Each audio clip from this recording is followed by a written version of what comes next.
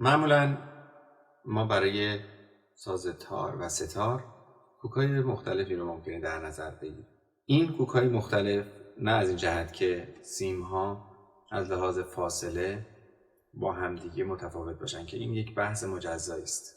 مثل اینکه مثلا یه موقع ما دو سل ره کوک میکنیم، یه موقع ساز رو دو سل دو فا کوک میکنیم، یه موقع دو سل دو کوک میکنیم و مسائل دیگه که به تدریج در آینده ویدیوهای مفصلی در رابطه با انواع کوک در تار و ستار ما خواهیم داشت. اما از این جهت هست که ما سیم‌ها رو کمی سفت‌تر یا کمی شلتر در نظر میگیریم و البته در ویدیوهای آموزشی که داریم معمولا ما سیم اول رو معرفی میکنیم و میگیم این سیم اول بر اساس نوت 2 دیاپازون یا نوت 3 دیاپازون کوک شده. وقتی ما کوک رو کمی شلتر یا سفت‌تر میکنیم طبیعتاً باید بقیه سیم‌ها رو هم به همون نسبت بالاتر ببریم. به عنوان نمونه اگر سیم اول تار رو ما نیم پرده پایین تر در نظر میگیریم، بقیه سیم ها هم باید به همین نسبت یعنی نیم پرده پایین تر قرار بگیرن. پایین ترین کوکی که معمولا برای ستار در نظر میگیریم، سیم اول برابر با جی، سیم دوم برابر با دی خواهد بود و دو سیم آخر هم مثل سیم اول.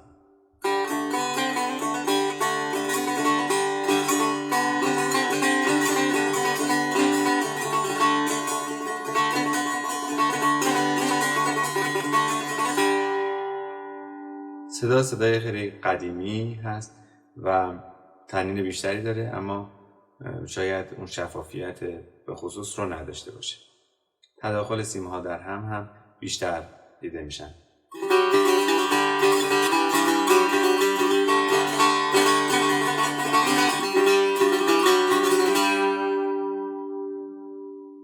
در این حالت زیاد نمیتونیم محکم یا با انرژی زیاد ساز بزنیم، چون ممکنه سیم ایجاد ناکوکی بکنه. وقتی سیم اول رو ما جی دی اس کوک میکنیم یا ای بمول، سیم دوم ای بمول یا دی دی اس خواهد بود. سیم آخر هم که مثل سیم اول هستن. در این حالت خیلی صدای مطبوع و دلپذیری داریم.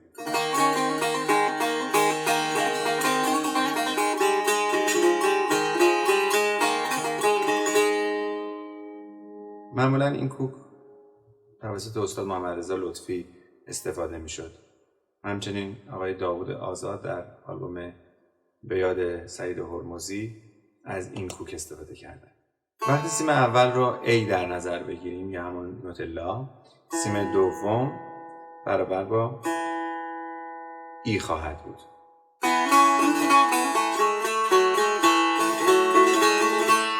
باز همچنان ساز اون نرمی به خصوص خودش رو داره، ولی از دو کوک قبلی ساز شفافتر هست. اگر سیم اول رو برابر با بی بمول یا ای دیز در نظر بگیریم، سیم دوم اف خواهد بود.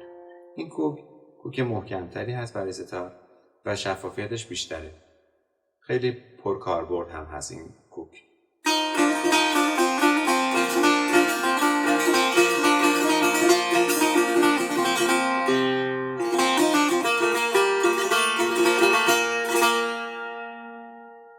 در کوک بی سیم اول برابر با بی که نیم پرده پایین تر از اون حالت اسمی خودش کوک شده ساز، سیم دوم اف دی اس خواهد بود. ساز کمی سفت زیر دست ما خواهد بود.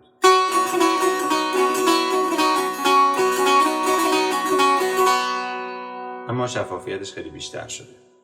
معمولا برای قطعات تند و تیزتر و چهار مضراب ها این کوک بیشتر صدادهی خوب داره.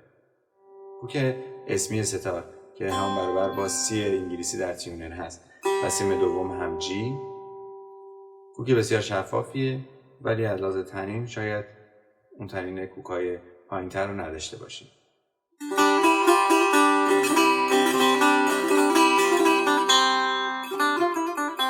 معمولا در این کوک که بیشتر برای تقسیم ساز زدن خوب هست،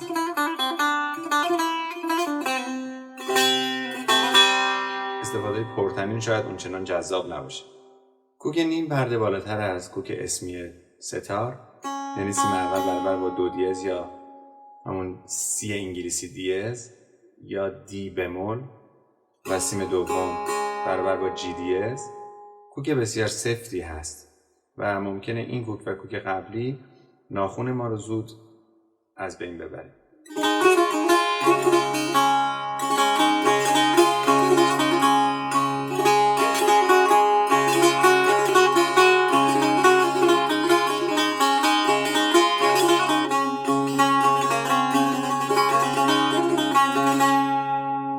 ولی صدای ساز بیشتر در میاد چون ما مجبوریم که یه مقدار با انرژی بیشتری ساز بزنیم و شفافیت هم خب خیلی زیاد هست. برای انتخاب این که ما چقدر سفت‌تر یا شلتر کوک کنیم، معمولاً بسته به نوع سازمون و بسته به این که چه نوع موسیقی میخوایم اجرا کنیم، موسیقی ردیف میخوایم اجرا کنیم، موسیقی‌های مدرن‌تر اجرا کنیم، یا میخوایم گروه نوازی کنیم یا تک نوازی، میتونه متنوع صورت بگیره و این یک مسئله انتخابی هست.